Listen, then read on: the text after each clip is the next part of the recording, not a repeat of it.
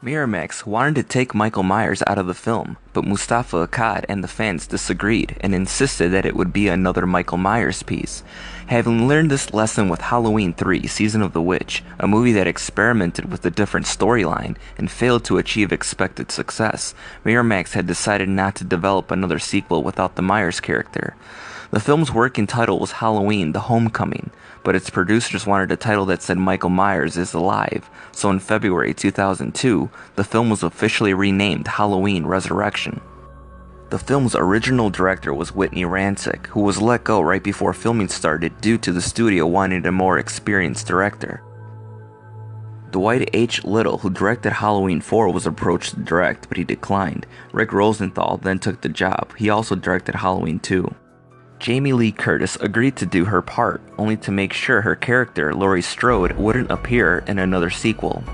At the time, producers Malik Akkad and Mustafa Akkad tried to explain it by claiming Jamie Lee Curtis was so impressed with the screenplay that she wanted a large part in it. She publicly stated that that was not the case. She was under contract to do it. During the casting period of the film, producers considered Danielle Harris, who played Jamie Lloyd in Halloween 4 and 5, for a role in the film. Jacinda Barrett was originally cast in the role of Sarah Moyer, but dropped out shortly before production began. Bianca Kajlich would get the role of Sarah, who was originally cast in the role of Jenna Danzig. In post-production, Bianca's screams had to be dubbed because of her inability to scream. Katie Sackhoff originally was supposed to portray Donna Chang, but she was cast in the role of Jenna Danzig. Daisy McCracken was cast as Donna Chang. Busta Rhymes and Tyra Banks would be cast as Freddie and Nora. Sean Patrick Thomas was cast as Rudy. Luke Kirby would be cast as Jim Morgan. Thomas Ian Nicholas would be cast as Bill. Ryan Merriman would be cast as Miles Deckard Barton.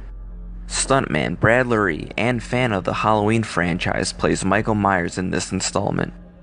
Several new endings were written during production, and the cast was never sure how the film was actually going to end. 4 different endings were filmed, and the director wanted the studio to ship a different ending to each theater, a technique used before during the theatrical release of Clue in 1985. However, the studio disagreed, and the endings now appear on the DVD and the internet. Also, 3 endings were shot regarding the fate of Freddie Harris, played by Busta Rhymes. For this 8th installment of the series, Danny Lux created a genuine score relying upon the original instead of generating something new. He approaches the score with an electro-acoustic feel that dates back to the synthesizer scores of the 80s. The film also features several rap and hip-hop songs. Tyra Banks' character's death was cut. You can still see the aftermath in the movie. Halloween Resurrection concludes with the potential for another sequel to continue the story. Josh Hartnett was originally planned to reprise his role as John Tate and seek revenge for his mother's death. Halloween Resurrection is currently the final installment in the original Halloween film series. Although more sequels were planned to follow Resurrection, the series was eventually rebooted in 2007. The Halloween Resurrection trailer was first seen before Jason X in 2001. Resurrection was filmed in Canada. In fact, this is the first and to date only Halloween film to be shot in Canada or anywhere outside the US. Halloween Resurrection was released on July 12, 2002. The film came out to widely negative critical reviews, having just a 12% score on Rotten Tomatoes, with many claiming it was an unnecessary sequel to the H2O film.